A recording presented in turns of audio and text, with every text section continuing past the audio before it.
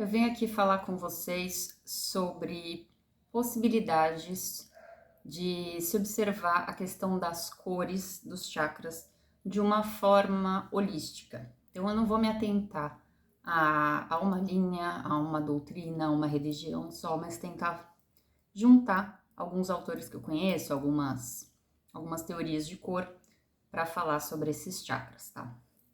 Então, vou falar primeiro sobre as cores, em geral, né?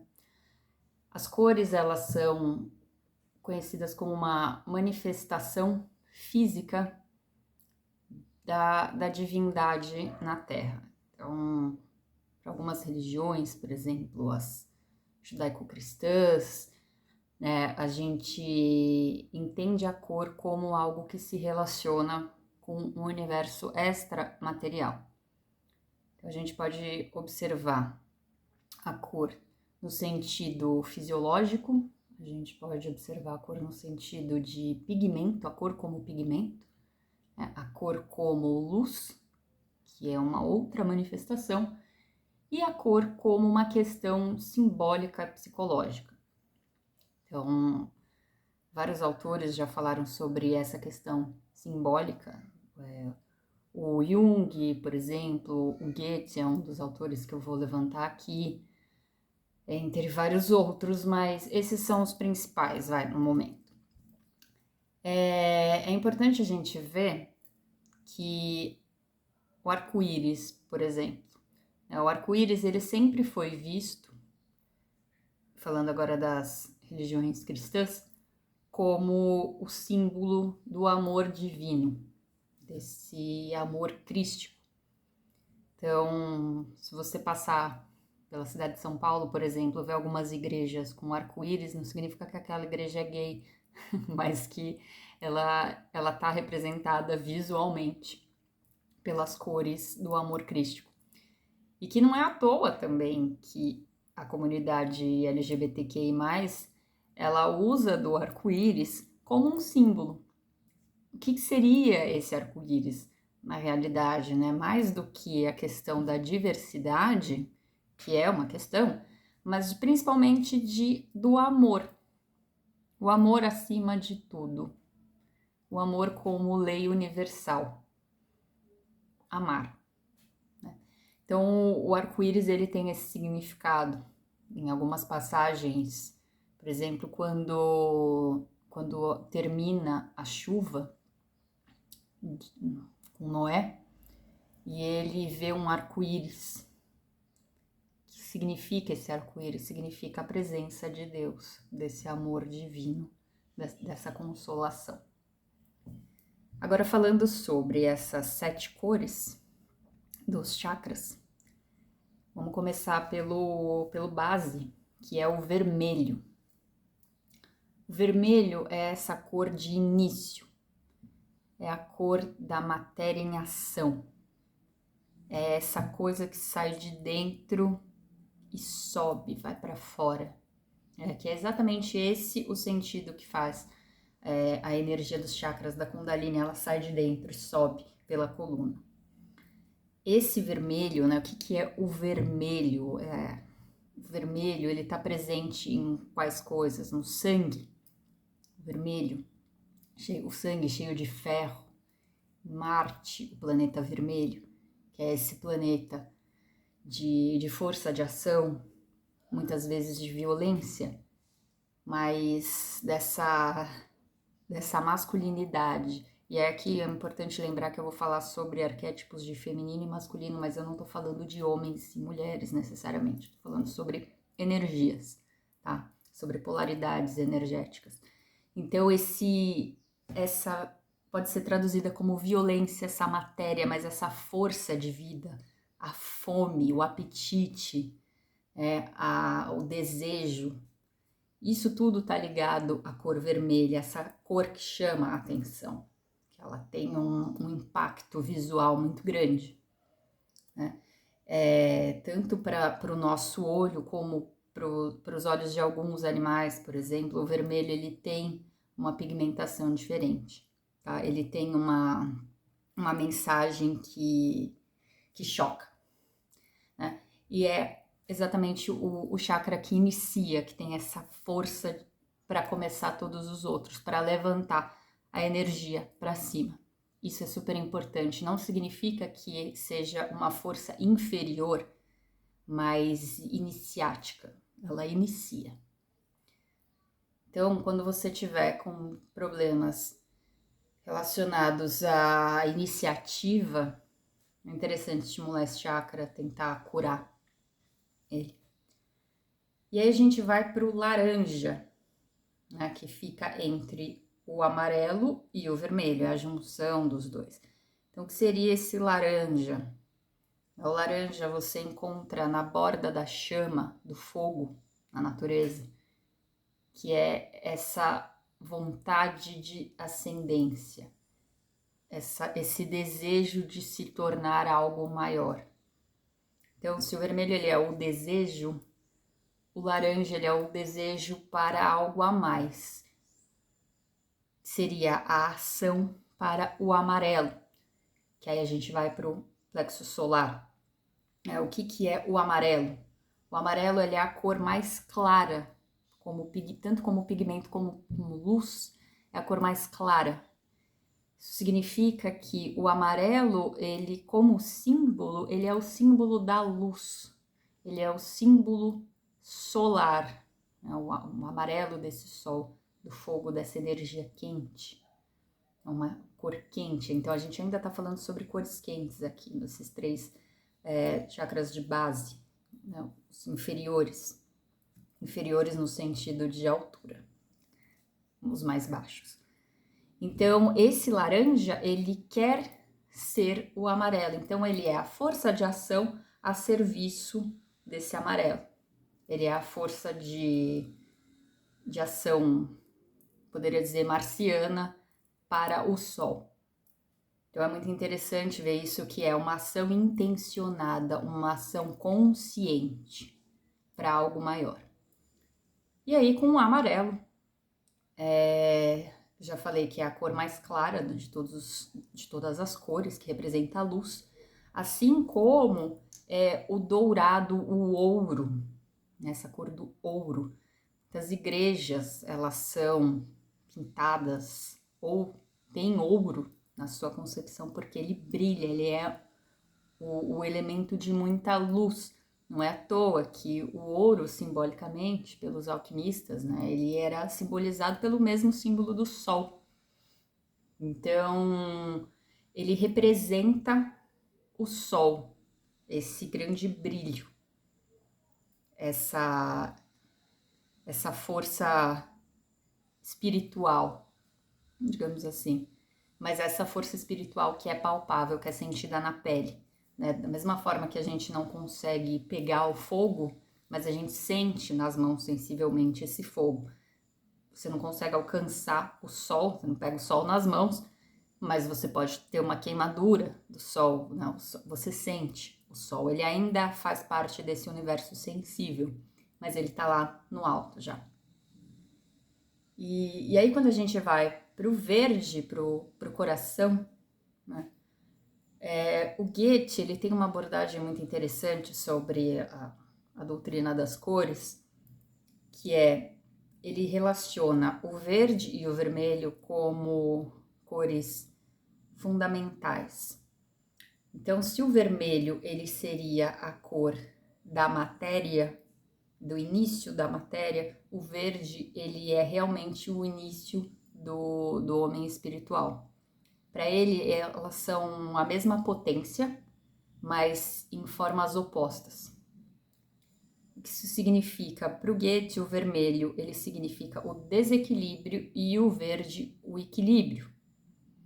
Não é à toa que o verde ele está bem no centro do nosso corpo, né? Ele poderia ser representado com um outro símbolo, como por exemplo a cruz. Ele está no entre, ele é equilibrado. Goethe ele fez essa, eu não vou chamar de teoria, mas essa doutrina a partir da observação com a natureza. Então ele observou a cor de uma forma filosófica, de uma forma física, a partir da física, e de uma forma teosófica e antroposófica. Então, esse verde, ele representa o quê? Esse equilíbrio seria essa força de amor. Então, veja que interessante, o equilíbrio está no amor. O equilíbrio, o verde também é a cor da cura, né? Na cromoterapia, uma das cores que representa a cura, a medicina. Então, seria esse centro. Ele é representado por essa cor, que é a cor da natureza, das plantas, as folhas em geral são verdes, né? Então, isso é interessante de se observar. Para o Islã, o verde é a cor sagrada. Em várias religiões, esse verde ele é símbolo de pureza, pureza do amor, porque ele é a cor do equilíbrio, é uma cor calma. Ela não agride os nossos olhos, fisiologicamente falando. Então, depois do verde, a gente tem o azul, que fica aqui na garganta. Esse azul é um azul claro, tá?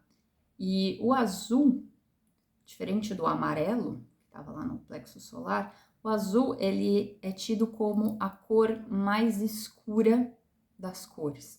Não tanto quanto o azul índigo, o terceiro olho, mas o azul ele representa a noite. Por exemplo, se você vê no cinema, muitas vezes a luz utilizada para representar a noite é uma luz azul, mas isso não necessariamente significa que a noite é azul, mas ela representa, tal. O azul é a cor da água, né, representado como a água, e a cor da feminilidade. Apesar da gente falar o azul, cor de menino, rosa das meninas, né, isso foi um processo cultural dado por uma rainha, não lembro qual rainha que era, que resolveu modificar isso.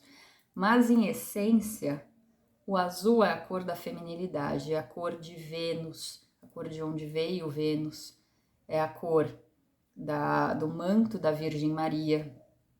Então, o azul, ele representa a feminilidade, o equilíbrio dialógico. Então, o que isso significa? Eu com o outro.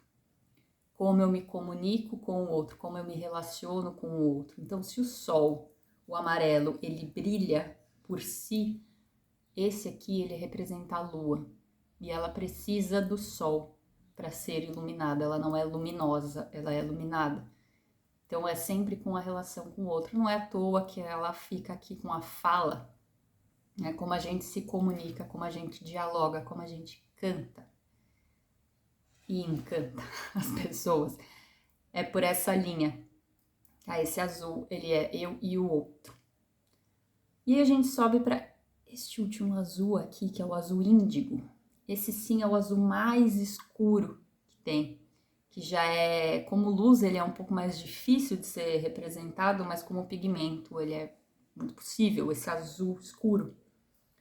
O que significa esse azul escuro? Se o azul celeste é o azul do céu, é o azul do mar visto da praia, esse azul índico é o azul da profundeza, é o azul que você não vê, que tá lá no fundo do oceano, é o azul que tá para além da atmosfera do céu, mas que tá acima dessa atmosfera. Então, o que é esse azul índigo? É o azul da mente, é o azul que tá além, né? É aquilo que não pode ser visto, mas que está lá. Então, ele é o universo da sensibilidade não sensível materialmente. Então, ele já está além. Ele está quase transcendendo. Ele está quase sendo transmutado já pelo violeta. Então, esse azul muito escuro, ele tem essa relação com os céus para além, para o universo, para as galáxias, tá além. Ele tá dentro da sua imaginação. Você não vê, mas você sabe que ele tá lá. Ele não é visível. Tanto que é um olho que não é visível, mas vê de outra forma. por fim, a gente tem o violeta, que esse sim seria a cor da transmutação. Então, se a gente olhar na história, a gente vai ver que muitos iniciados, mestres, o roxo como a cor da nobreza, como a cor da transcendência. É esse roxo. O que é o roxo? O roxo é a junção do azul com o vermelho, ou rosa, que daria um violeta. Então, vamos pensar o que seria essa junção dessas duas cores. Seria esse universo que está além, que seria esse aqui, e lá embaixo, com a força de vontade, de ação. Então, o que é esse último chakra que a gente tem aqui no topo da cabeça?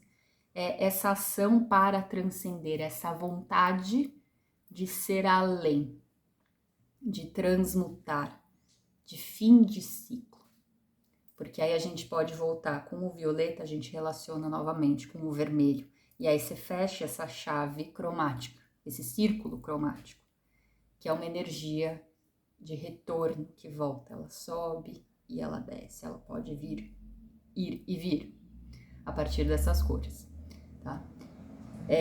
Seria essa cor de ser além, desse super-homem, vai citar o Nietzsche aqui, desse ser que passou por todas as camadas e se tornou algo além disso, algo acima.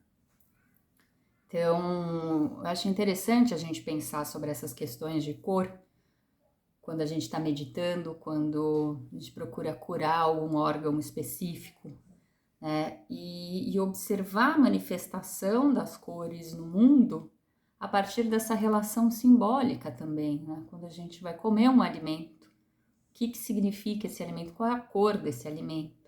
Quando a gente põe uma roupa, o que a gente quer passar de mensagem para a pessoa? O que a gente quer dessa cor? É como a gente faz na virada do ano. Ai, que cor eu vou passar o ano novo? Qual cor traz o quê? Não é exatamente isso, traz o quê, mas o que ela representa. Né? O que você quer manifestar visualmente. Então, é muito interessante a gente prestar atenção nas cores, de como que elas se relacionam com o universo, como que elas se relacionam com você, sobre as suas cores preferidas e o que isso diz respeito ao seu caráter. Essa foi uma das abordagens possíveis sobre as cores, mas essa direcionada para o alinhamento dos chakras, para a meditação e uma reflexão sobre elas.